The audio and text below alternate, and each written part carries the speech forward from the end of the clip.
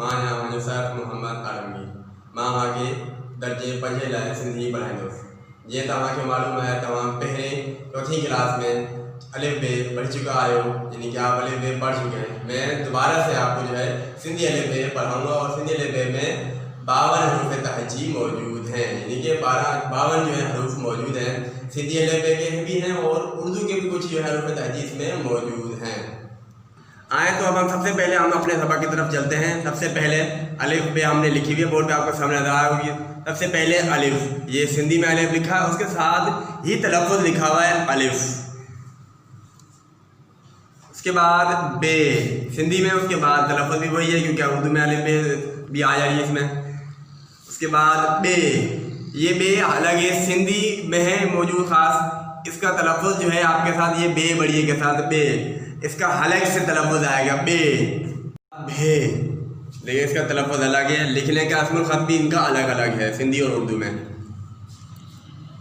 पे as it is बराबर है, यानी कि एक जैसे लिखे जाते हैं दोनों सिंधी और उर्दू में। ते भी,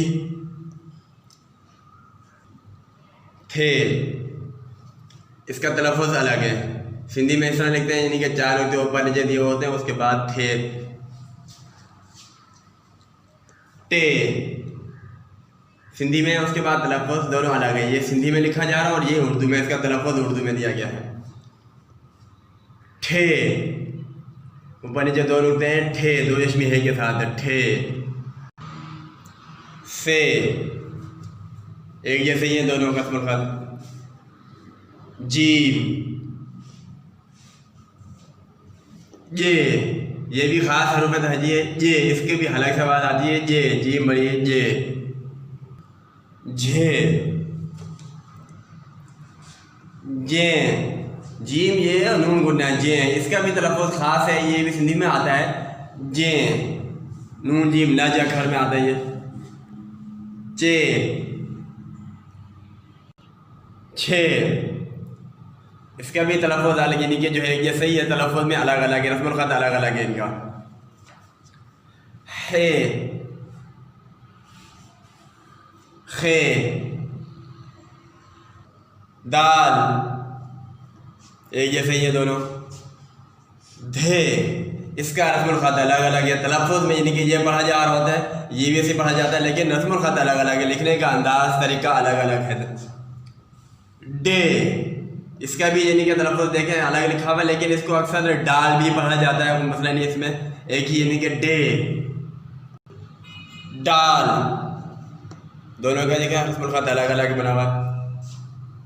ढे, दाल के नीचे दो नुक्ते आ गए तो ढे, डाल और दो इसमें के साथ। जाल, रे, उसके बाद रे, 4 नुक्ते आ रहे हैं के ऊपर रे, ये सिंधी में है। उसके बाद तलफ़्फ़ुज़ देखिए उर्दू में, दोनों का रस्मुल ख़त अलग अलग है सिंधी और उर्दू में। उसके बाद जे, आखिरी यानी कि सबक आपका आज का जे। अलिफ से अख आँख, बे से बदक बतख, बे से बिल्ली बिल्ली, भे से भोलो बंदर, पे से पग पगड़ी, ते से तालो ताला जो होता है, थे से थैलो बस्ता बैग, टे टोपी कैप, ठे ठप्पो स्टैम्प, से सवाब,